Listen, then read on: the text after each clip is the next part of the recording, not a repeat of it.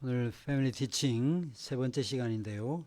오늘은 누가복음 2장 40절부터 52절 말씀을 읽고 이 내용을 좀 가지고 말씀을 드리려고 합니다. 누가복음 2장 40절부터 52절.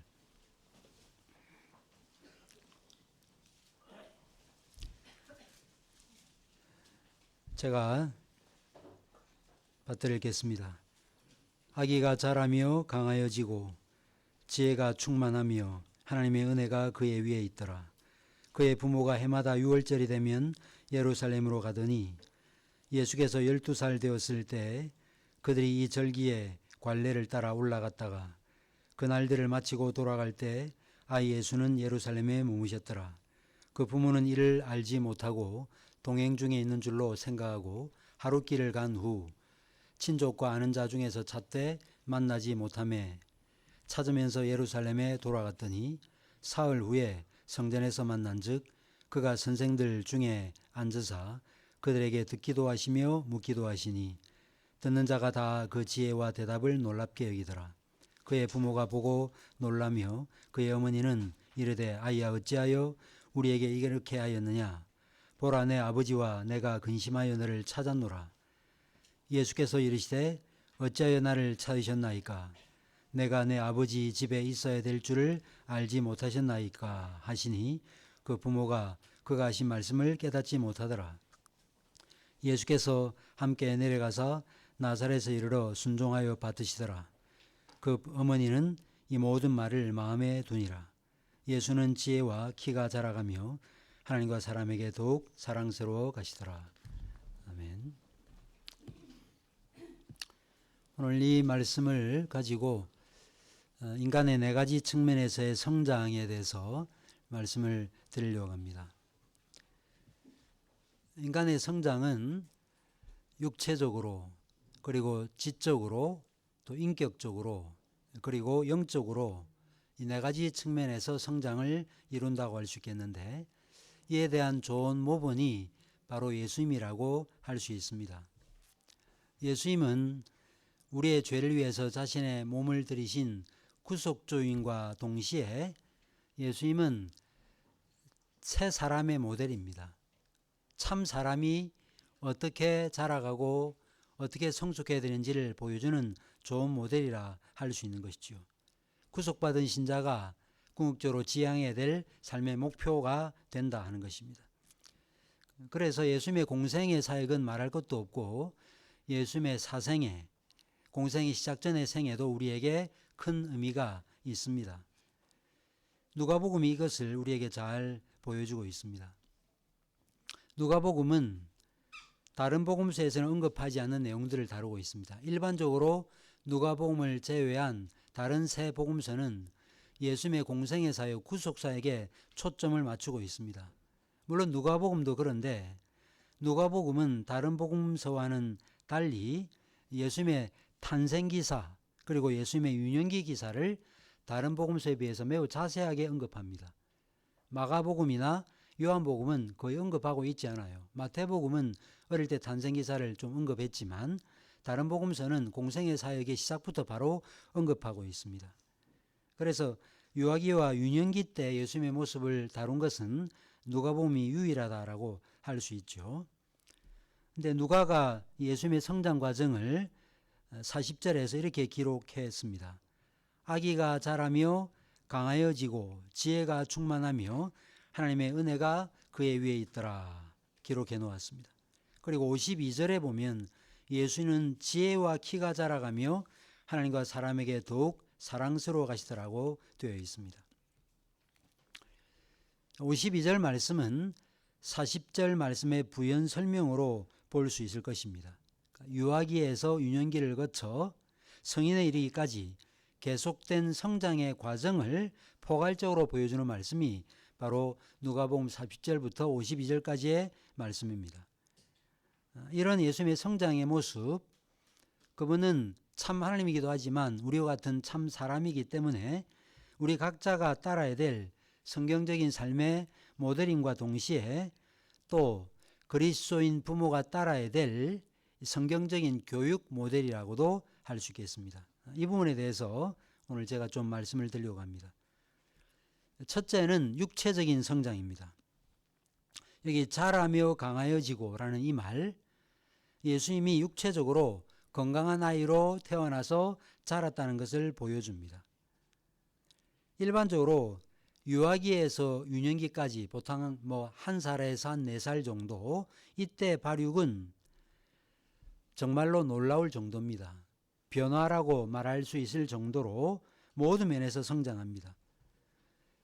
신생아는 처음에는 거의 움직이지 못합니다. 약간 움직이죠. 그러나 거의 움직이지 못합니다. 그러다가 아이가 점점 자라면서 옆으로 이렇게 고개를 돌리기도 하고 옆으로 구르기도 하고 그 다음에 뒤집어 엎기도 하고 그 다음에 뭐 기어다니고 그 다음에 붙잡고 일어서고 때로는 뭐 높은 곳에 올라가기도 하는 이런 모습을 보여줍니다. 그러다가 나중에는 막 아이들이 뛰어다니죠. 그 다음에 성장하면 어떻게 합니까? 사람이 손을 가지고 발을 가지고 온갖 묘기를 다 부리고 특별히 손을 가지고 그림을 그리고 또 악기를 연주하기도 합니다. 이런 면에서 우리가 해야 될 일을 감당함에 있어서 제일 필요한 일이 뭐냐면 일단은 신체적인 성장입니다. 신체적으로 제대로 성장하지 못하면 자신이 원하는 일을 할 수 없어요. 예를 들어서 피아노를 친다. 사실은 손이 크지 않으면 피아노를 전공하기는 거의 힘듭니다. 할 수는 있겠지만 한계를 느낄 수밖에 없죠. 소근육이 발달되지 아니한 상태에서 어떤 일을 하면 나중에 꼭 문제가 일어납니다. 인대가 상하든지 그래요. 근데 어릴 때부터 아이들에게 예를 들어서 소근육 운동을 계속 시키잖아요. 그러면 아이들의 힘은 물론 어른을 넘어설 수는 없지만 아이가 어떻게 이렇게 힘이 셀 수 있지라고 할 정도로 근육이 잘 발달되어서 여러 일들을 아주 자유롭게 하는 것을 보게 되죠. 이러면서 육체적인 성장이 필요하다는 것입니다. 성경은 우리 육체를 가리켜서 성령이 거하시는 전이다라고 말씀하고 있습니다. 영혼과 육체가 분리되기 전까지 우리는 몸 안에서 살아야 됩니다. 몸 안에서 살아야 되기 때문에 몸이 건강해야 되는 것이죠. 근데 요즘 아이들을 한번 보세요. 요즘 아이들 건강합니까? 기성세대의 부모님들의 건강에 비하면 요즘 아이들의 건강은 별로 좋지 않습니다. 잔병 치레 많이 합니다. 감기, 아토피, 또 뭐 비염, 여러 질환에 시달리고 있는 것을 보지 않습니까? 그러니까 제대로 된 발육이 안 되죠. 저는 어떤 경우를 받는가 하면 아토피가 너무 심하게 해서 학교를 못 가고 그러면서 그게 나중에는 문제가 되어가지고 사회관계에 문제를 일으키게 되고 인격적으로 성장하지 못하고 함께 어울리지 못해서 결국은 정신질환으로 확대되는 것을 제가 곁에서 본 적도 있거든요. 따라서 육체적인 건강한 아이로 키우기 위해서는 어떻게 될까요? 특별히 신혼부부들은 더 말할 것도 없지만 자녀가 건강한 아이로 자라기 위해서는 부모가 건강해야 됩니다. 자녀는 어디에서 태어납니까? 어디에서 자랐다가 우리 가정에 들어오는 게 아니잖아요. 자녀는 부모 몸속에서 배태되고 부모 몸속에서 자라고 그리고 나중에는 부모의 몸에서 출산을 하게 되는 것이죠. 그래서 일반적으로 임신 전 6개월 전에부터 몸 관리를 잘 하라고 말하죠. 먹는 음식들 제대로 잘 먹고 자신을 잘 관리해야 됩니다. 그렇지 않으면 아이에게 나쁜 성분이 몸에 들어가게 되는 거예요. 수은 같은 경우에 수은 중독이 되어 있잖아요. 그러면 자녀도 수은 중독 상태로 태어납니다. 엄마 몸에 있는 것이 아이에게 들어가는 거예요. 따라서 건강한 음식을 드실 필요가 있습니다. 건강한 음식을 드셔야 돼요. 저는 항상 주장합니다. 옷은 어느 정도 그냥 입으면 돼요. 그러나 음식은 아무거나 드시면 안 돼요. 싸다고 드시고 입맛에 끌린다고 드시고 그래서는 안 되는 거예요. 여러분의 몸은 여러분들이 먹은 음식의 결과물이거든요. 그래서 좋은 공기를 마시고 그 다음에 좋은 음식을 드셔야 됩니다. 여러분들 아시는 창세기 1장 26절 이하에 문화명령이 나타나죠. 문화명령.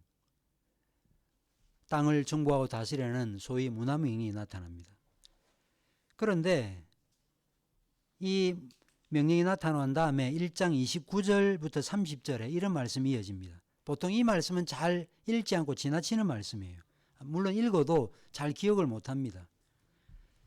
하나님이 이르시되 내가 온 지면에 씨 맺는 모든 채소와 씨 가진 열매 맺는 모든 나무를 너희에게 주노니 너희의 먹을거리가 되리라. 또 땅의 모든 짐승과 하늘의 모든 새와 생명이 있어 땅에 기는 모든 것에게는 내가 모든 푸른 풀을 먹을거리로 주노라 하시니 그대로 되니라고 되어 있습니다. 먹을거리를 하나님께서 땅에서 나게 하여서 그 먹을거리를 먹도록 하셨다는 말씀이 나타나고 있습니다. 물론 이 구절에는 동물 고기를 인간의 음식으로 허락한다라는 말은 없지만 그렇다고 해서 동물 고기를 먹는 것이 금지되었다라고 볼 필요는 없을 것입니다. 분명한 사실은 여러분과 제가 먹는 음식은 하나님의 창조와 섭리의 결과물입니다. 하나님께서 창조하신 그 창조의 질서가 지금도 유지되게 하신 것이죠. 그래서 땅이 식물을 내라고 하신 그 명령이 지금도 지켜지고 있어요. 명시하신 이 말씀의 패턴이 지금도 하나님의 섭리사회 가운데 지속되고 있는 것이죠. 그래서 짐승들은 하나님의 섭리의 질서를 따라서 초식동물은 식물을 먹고 육식동물은 초식동물을 잡아먹고 그 다음에 우리는 초식동물이나 육식동물을 먹습니다. 물론 식물을 먹기도 하지요. 태초에 먹거리가 어땠는가, 영양분이 어느 정도였는가 정확히 알 수는 없지만 제가 어릴 때 산딸기를 따먹은 적이 있거든요. 산딸기. 얼마나 맛있게 먹은지 몰라요. 초등학교 4학년 때. 근데 제가 한 일주일 전에 제 아내하고 마트에 갔다가 산딸기가 눈에 이렇게 띄어서 산딸기 그냥 하나 사봤습니다. 8,000인가 하는데 조금밖에 안 되는데 먹어보니까 그냥 좀 시고 별 단맛이 없어요. 근데 제가 어릴 때 기억했던 이 산딸기 맛은 아주 달았거든요. 그러면 우리가 사는 이 시대 가운데도 이런 차이가 있다면 여러분들 첫 번째 흔히 태초의 먹거리라고 하는 그때 음식은 어떠했을까요? 얼마나 정말 영양가가 높고 당도도 높고 얼마나 건강한 음식이었겠습니까? 우리는 지금 그 음식을 먹을 수는 없지만 그리고 환경이 오염되어 있기 때문에 우리가 음식을 찾아 먹어도 우리의 몸은 오염될 상황에 노출되어 있습니다. 그러나 그럼에도 불구하고 어쨌든 부모님은 건강한 식단을 만들어 먹이셔야 돼요. 여론도 드시고. 그러지 않으면 자녀가 건강하게 태어나지 않습니다. 건강할 수가 없어요. 그리고 또 하나 제가 여러 번 말씀드리지만 체력을 잘 단련하셔야 됩니다. 체력을. 신혼부부들이 체력을 잘 단련한 채로 그 다음에 자녀를 낳으면 자녀를 양육하는 데 큰 어려움이 없어요. 근데 근력도 없고 체력도 없는 상태에서 아이는 자주 깨고 그 다음에 아이의 행동 반경이라는 것이 얼마나 넓습니까? 저도 일주일에 한 번씩 제가 한 4시간 정도 손주를 보는데요. 그래도 제가 어느 정도 체력이 되니까 따라다니지 일반적으로 못 따라다닙니다. 그리고 아이들이라는 게 항상 뭘 요구하거든요. 근데 요구할 때 부모가 체력이 못 따라주면 요구를 못 들어줘요. 못 들어주면 아이의 행동 반경은 부모가 갖고 있는 행동 반경의 범위를 넘어설 수가 없고 부모의 사고방식이나 삶의 자세와 태도를 넘어설 수가 없는 거죠. 그렇기 때문에 체력은 너무나 중요하다 하는 것입니다. 이런 것과 관련해서 저는 우리 출산하시면 모유를 먹이기를 강력하게 추천을 드립니다. 요즘에 여러 이유로 모유를 먹이지 못하는 분도 물론 계시지만 상황이 되면 힘들어도 모유를 먹이셔야 되죠. 그래야 자녀가 건강하고 정적인 측면에서는 더 말할 것도 없는 유익을 누리게 되는 것입니다. 두 번째는 지적인 성장입니다. 예수님은 육체적으로 뿐만 아니라 그 다음에 지적으로도 균형 있게 성장하였습니다. 지혜가 충만하여라는 이 말, 지적으로도 발달했다는 뜻입니다. 이런 사실은 어디에서 알 수 있습니까? 우리 주님께서 랍비들과 성경에 대해서 율법에 대해서 토론하신 사실을 통해서 우리는 알 수 있습니다. 물론 그분이 하나님의 아들이기 때문에 자신이 메시아라고 하는 자의식을 갖고 있기는 했습니다. 그러나 일반적으로 성장하면서 배워야 될 그런 지식까지 처음부터 다 갖고 있었던 게 아니었어요. 그것이 성장한 겁니다. 그분이 인간이시거든요. 우리가 이미 살펴본 바대로 예수께서 부모님과 함께 고향에 내려가야 되는데 성전에 남아 있었죠. 그러면서 랍비들과 말씀에 대해서 율법에 대해서 함께 토론을 했습니다. 며칠 지나서 이를 알게 된 예수님의 부모님 요셉과 마리아가 책망하듯이 말했죠. 그때 내가 아버지 집에 있어야 될 줄을 알지 못하셨나이까? 이렇게 대답했습니다.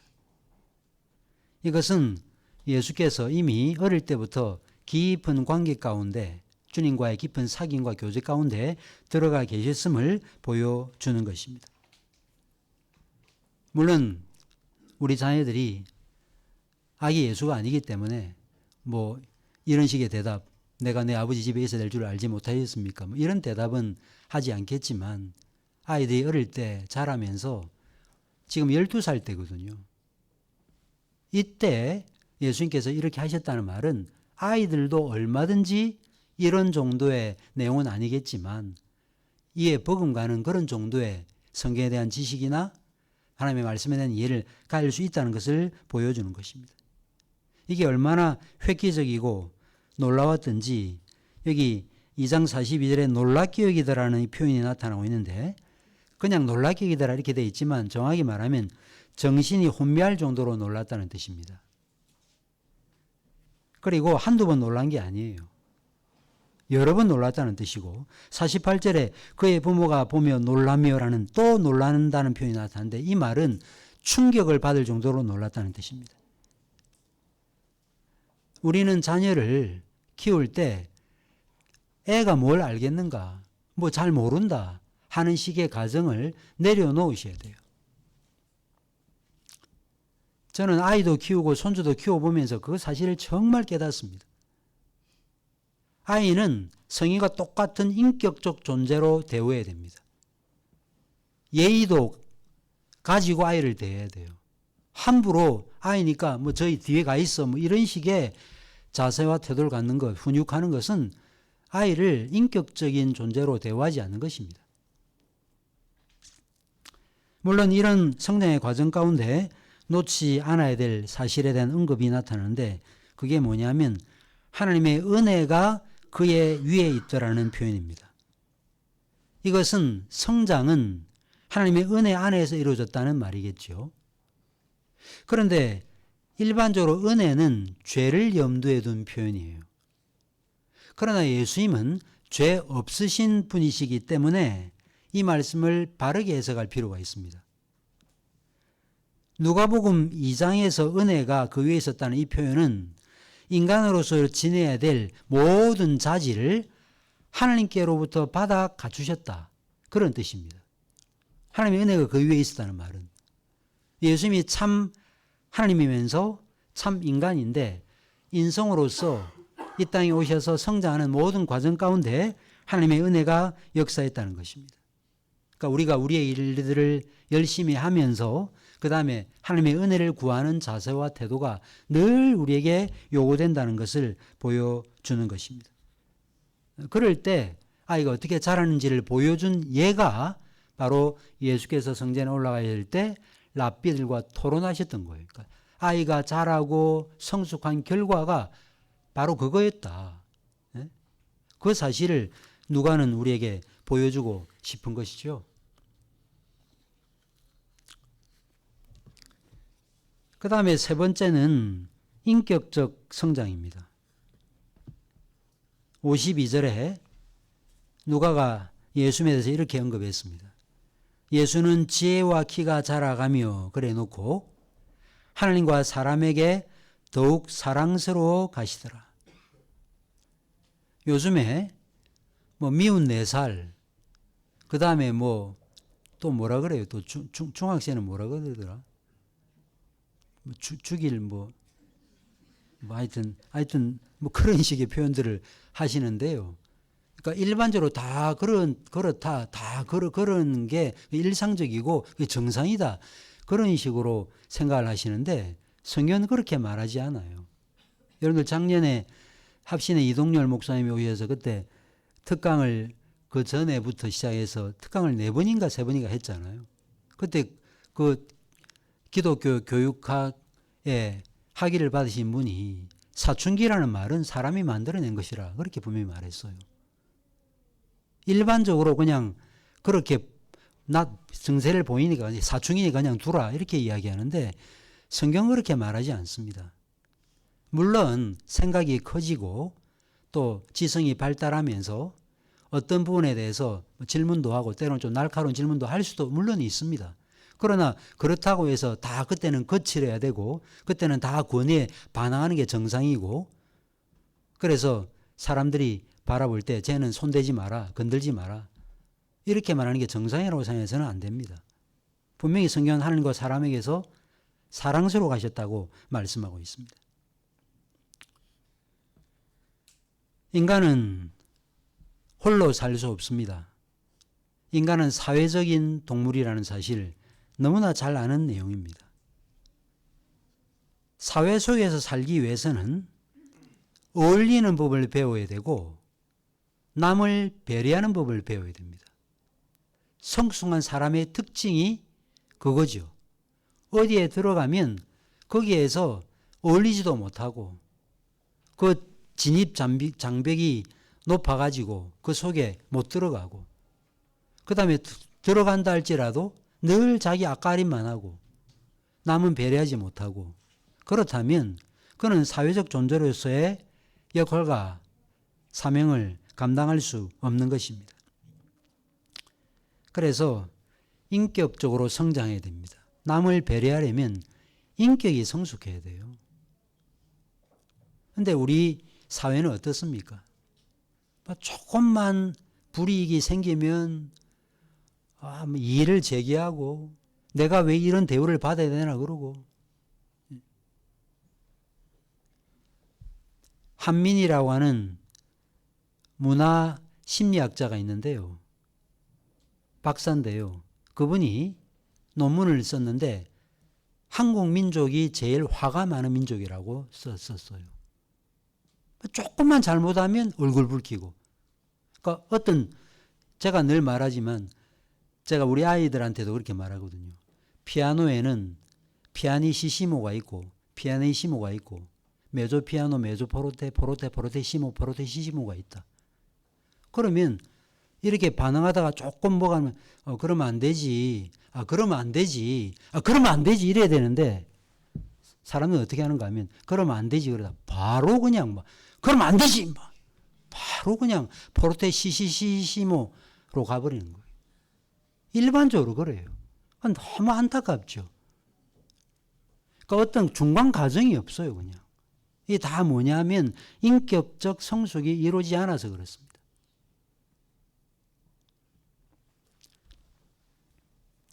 한국 부모들 자기 아이가 공부만 잘하면 된다고 생각합니다. 그래서 요즘 아이들 보세요. 배려, 친절, 희생, 사랑이라는 것을 어디 찾아볼 수 있습니까? 어려운 거예요.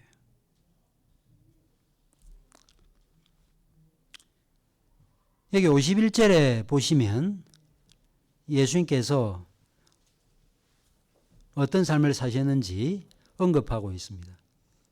자, 예수께서 함께 내려가사 나사렛에 이르러 순종하여 받으시더라. 왜 이 말을 했을까요? 순종하여 받으시더라.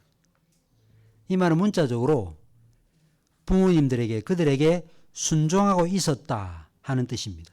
말하자면 지속적인 순종의 자세를 갖고 있었다는 뜻이에요. 누가가 왜 이 내용을 여기다가 적어 놓았을까요? 그 이유는 앞서 성전에서 발생한 사건에 대한 오해를 불식시키기 위함입니다. 성전에서 발생한 사건이 어떤 사건이었습니까?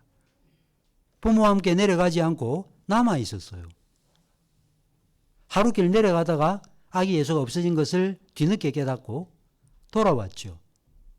그리고 난 다음에 사흘 만에 예수님을 찾았으니까 여러분 같으면 어떤 자세와 태도를 보이겠습니까? 처음에 역정을 내겠죠. 우리도. 도대체 어디 있다가 말이야. 그러면서 그런 말을 할 것 같아요. 근데 예수님의 대답이 가관이죠. 아버지 집에 있어야 될 줄 알지 못하셨습니까? 그래서 언뜻 보면 마치 예수님이 부모에게 대해서 저항하는 듯한, 훈육을 받지 않는 듯한 그런 자세와 태도를 보인 것처럼 느껴지지만 그런 오해하지 말라는 거예요. 그러지 않다는 것입니다. 지속적으로 순종했다. 말하자면 주 안에서 순종하신 것입니다. 그래서 그분이 분명한 신성을 지닌 하나님이십니다. 그러나 그분은 온전한 인간으로서 부모님의 명령에, 그분의 권위에 순종했다는 것을 보여주고 있는 것이죠. 그래서 예수님은 목수셨잖아요. 그죠? 아마 그 일을 잘 배웠을 것입니다. 예수님은 이런 면에서 모든 그리스도인들, 그리고 나아가 모든 인간이 본받아야 될 삶을 사였습니다. 그분은 둘째 아담으로서 구속받는 신자가 성화의 과정 가운데 어떤 자세와 태도를 가져야 되는지를 보여주는 것이고, 그것을 잘 풀어 설명한 내용이 서신서에 나오는 명령법이에요. 명령법. 서신서는 직설법과 명령법으로 되어 있다는 말씀 들어보셨죠? 우리 주님께서 행하신 일이 어떤 것인가를 설명하죠. 그 다음에 복음에 합당하게 생활하라. 그 사실을 언급하고 있죠. 바로 그 모습을 보여주신 것입니다. 그래서 우리는 위로는 하나님을 사랑하고 또 부모를 사랑하고 또 이웃과 형제를 사랑해야 마땅한 것입니다. 다른 사람을 배려하고 사회와 교회와 공동체를 염려할 줄 아는 그런 자녀로 키워야 될 것입니다. 네 번째 성장은 영적 성장입니다. 육체만 아니라 인간은 영혼을 가지고 있습니다. 여러분들, 영혼을 가지고 있다는 말이 무슨 말입니까? 영혼 없는 말을 했다 그러는데, 영혼을 가지고 있다는 말이 무슨 말이에요? 이 말은 인간은 영적 존재라는 뜻입니다. 우선은 하나님을 예배하고 하나님을 의존하는 일을 배우든지, 아니면 다른 우상들 앞에 고개 숙이는 법을 배우든지, 사람은 영적 존재이기 때문에 두 가지 일을 반드시 하게 되어 있습니다. 중립지대는 없습니다. 하나님을 예배하고 하나님의 말씀에 순복하는 사람이 되든지, 아니면 세상 우상, 돈, 명예, 권세 앞에 절하는 사람이 되든지, 그 둘 중 어느 한 삶을 살게 되는 것입니다. 우리가 정말 우리의 자녀들이 하나님을 참으로 예배하고 하나님을 기쁘시게 하는 삶을 사는 자녀가 되도록 하기 위해서는 자녀의 영적 성장을 위해서 우리는 기도해야 할 것입니다. 영혼이 성장하지 아니하면 하나님을 알 수 없습니다. 출세해도 자녀가 구원받지 못하면 아무 소용없습니다. 육체적 성장, 지적 성장, 인격적 성장도 중요하지만 그 중에서 제일 중요한 성장, 영적 성장이라고 할 수 있습니다. 그래서 저는 이번에서 많은 말씀을 드렸죠. 이전부터. 신앙을 상속해 줘야 돼요. 신앙을 물려줘야 됩니다. 사사기 2장의 내용이 어떤 내용입니까? 여호수아가 죽고 난 다음에 세대는 여호와를 알지 못했다 그래요. 왜 알지 못했습니까? 두 가지 이유입니다. 기성세대가 하나님에 대한 신앙을 전해주는 일에 느슨하고 게을렀고, 또 신세대는 그 신앙을 물려받는 일에 게을렀기 때문에 그래요. 신앙의 계대성을 이어간다는 거 얼마나 중요한지 모릅니다. 이렇게 자녀가 성장을 하면 나중에 어떻게 됩니까? 좋은 신앙의 동력자가 돼요. 자녀하고 대화하는 게 얼마나 기쁘고 즐거운지 몰라요. 영적인 교통과 사귐이 가능하고 성도의 교제가 가능합니다. 참, 그래서 때로 저도 저희 아이들한테 큰 도전을 받습니다. 예수님은 인격적 성장과 영적 성장이 함께 이루어졌습니다. 육체적, 지적, 인격적, 영적 성장, 고루 조화를 갖춘 성장을 우리 예수님에게서 우리는 보게 되는 것입니다. 그래서 한마디로 말하면 어떤 성장이냐? 전인적 성장이라고 할 수 있습니다. 그래서 잘 보시면 12살 때 하루길 가다가 그 다음에 돌아갔죠. 그죠? 그러니까 하루 정도 걸어갈 수 있는 체력이 있었다 그 말이죠. 그 다음에 랍비들과 토론할 수 있을 정도의 율법에 대한 이해를 갖고 있었다는 것이죠. 여러분들이 그냥 그분이 예수님이기 때문에 그랬다 자꾸 그렇게 말씀하시면 안 돼요.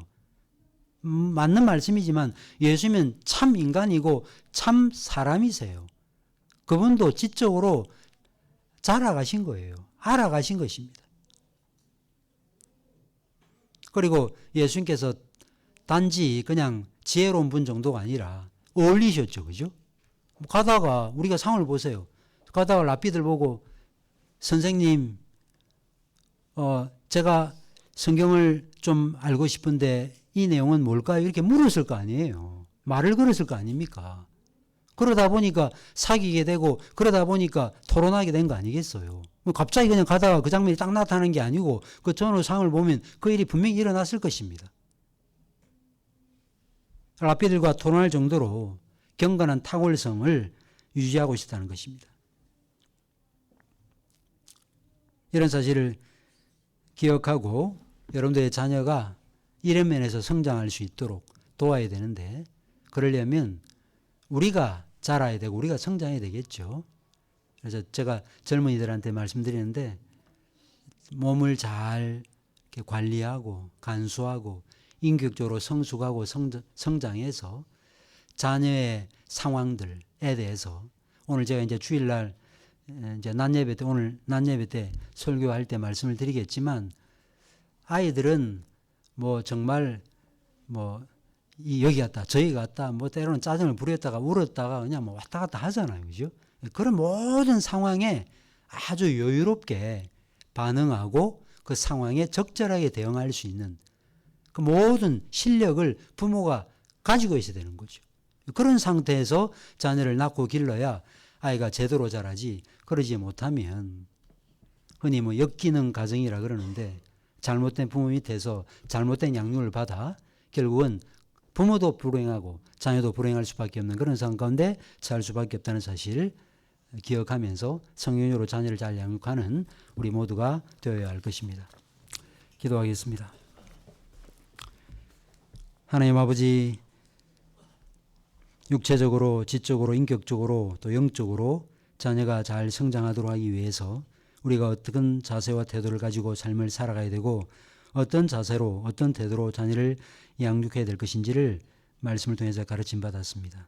이 내용들을 잘 숙지하여 이미 자녀가 자라 있는 그런 부모랄지라도 또 손주들에게나 또 성숙한 자녀에게도 성경적으로 잘 말씀을 가르치고 반응하여 우리의 모든 자녀들이 이렇게 아름답게 자라가서 하나님과 사람들에게 사랑스러워하는 그런 복된 존재가 되어 이 땅 가운데 기독교적 가치를 자신의 삶의 가운데 실현할 수 있는 그러한 귀한 그릇들로 잘 자라나는데 쓰임받는 우리 모두가 될 수 있도록 은혜 베풀어 주시옵소서. 예수 그리스도의 이름으로 기도하옵나이다. 아멘.